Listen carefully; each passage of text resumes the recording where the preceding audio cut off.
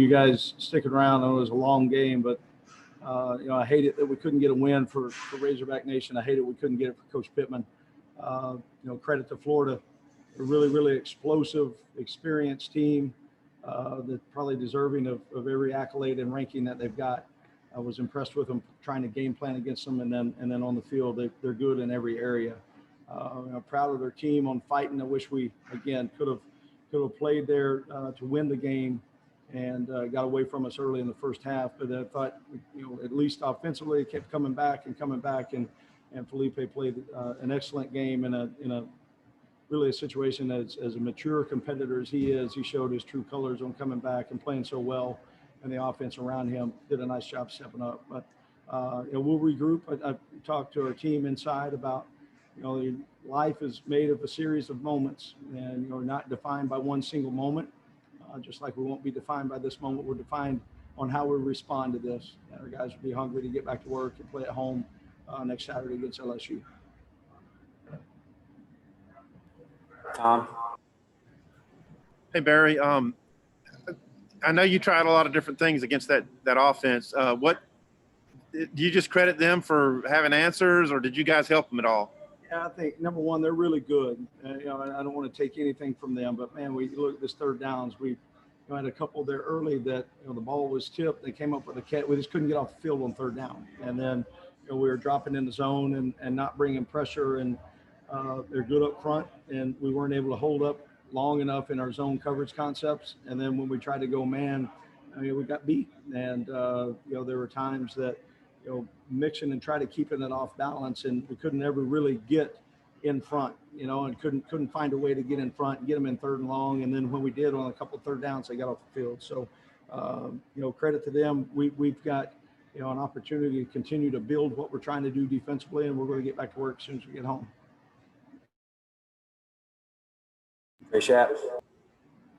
Hey, Barry, I'm curious as to what you told the guys in the locker room at halftime, and then obviously coming out the third quarter, that touchdown drive there, and then it was a ball game.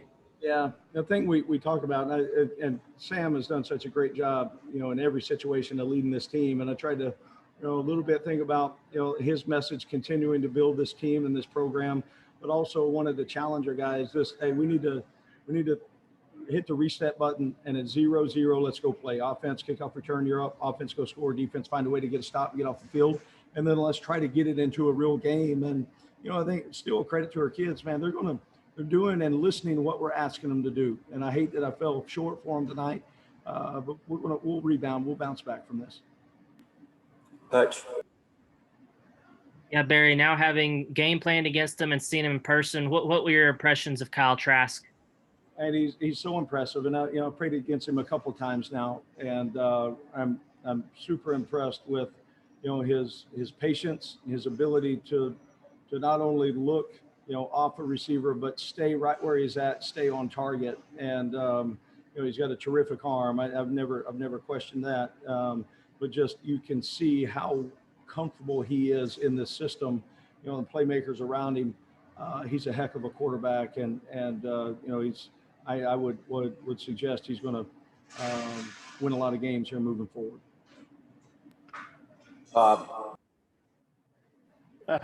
Hi, Barry. Good to see you. You touched on Felipe, but like I say, given all the attention and pressure, how impressed you with how he played, and what about those deep passes to Woods on the touchdowns? What'd you think of those? Yeah, I think you look, and I don't know enough about critiquing quarterback play, but he has gotten so much better. The deep ball, it's something that he's worked so hard on, and we got receivers with speed, and he's been able to place it there. But I want to take the football side of it away, the plays he made out on the field, take that away, and just think about him stepping into this environment like you're talking about, Bob. For a 21-year-old kid, 22, and the history that he had here, and then when he ended up at Arkansas, really not knowing that we were going to play Florida during that time, so didn't have to really worry about. But when the schedule comes out, now you're faced with everybody that you grew up with, so to speak, in the locker room. That takes some tremendous mental toughness, and so proud of the way he handled it so well, proud of the way he competed, And I'm so happy he's our quarterback. Otis. Scotty. Hey, Barry, could you, I guess, just give me your thoughts on Mike Woods and Traylon Smith's games tonight? Yeah, I think, without having the stat sheet here in front of me, it seemed like Mike was open and made plays when he had the opportunity. He's a guy that has become a big play weapon for us. He's got great strength out in the open field when he catches the ball, and he's got tremendous speed. And then Smitty ran so hard. I thought, offensive line, they kept battling in there. I was hearing on the headsets, making adjustments, Coach Davis making adjustments with Coach Browse on some things run game wise, and it kept working. And, he is 22, is a great competitor, runs so hard and so tough. And we can win games with this team, and we've done it. We're going to continue to do it. And we're doing it with guys because they're practicing, they're preparing, and then they get in the arena and they're going to go compete. Nikki. Coach, talk about Florida's protection of Kyle Trask tonight, and did your defensive line get about as much, in there as you thought they would, or was it just too much tonight? Yeah, I think they had great protection, and there were times that we were rushing three that I wasn't expecting us to get there or have much pressure rushing three. Was hoping we'd be able to hold up in our zone coverage concepts a little bit longer than we did at times, and then there were times we brought four, maybe brought an extra and five that we at least made him move his feet and move out of the pocket. So I was trying to balance it and mix it in as much as we can. And, I've got to do a better job because we came up short. Tom.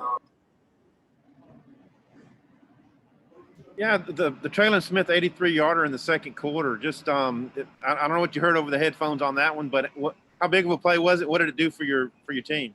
Yeah, it was huge. Anytime you can have an explosive play, and that one happened in the run game, it's so big. And the offensive line, they did a great job blocking at the point of attack. I think he made one move and inside to out on the perimeter, and then was off to the races. That was a huge play, one that we need. System, and that was 11 guys doing the job. Is fun to watch. Trey. Yeah, Coach, I was wondering, 4th and 1 there, I believe second quarter, you elected to go for it. It looked like Franks had Burks deep, but he decided to go underneath, and their linebacker knocked it down. The decision to go for it there, and then the execution of the play, if you could comment on that.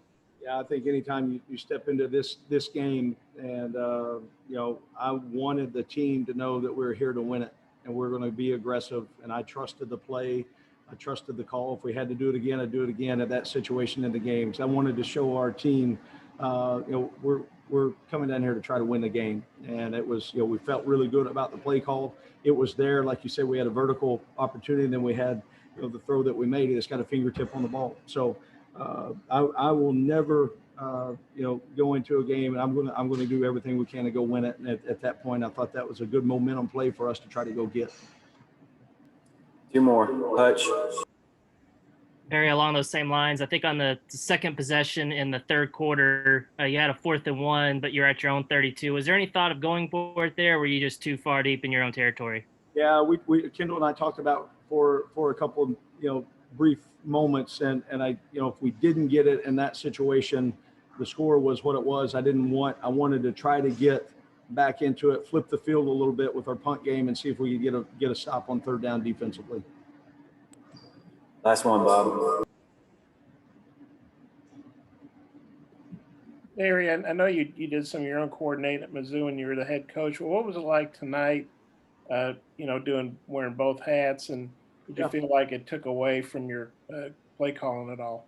Sam did such a great job this week on even though he was away, he was present with the technology that we have in Zoom and all the different things. And he was such a great leader, and he laid out and really kept everything off my plate this week. And he did the things that he normally does throughout the week. He just wasn't in the office. And a lot of praise and credit to Sam Pittman on the way that he structured it because of the staff. We didn't miss a beat in the offense or in the office of what we were trying to get done from a checklist, from start to finish on the week.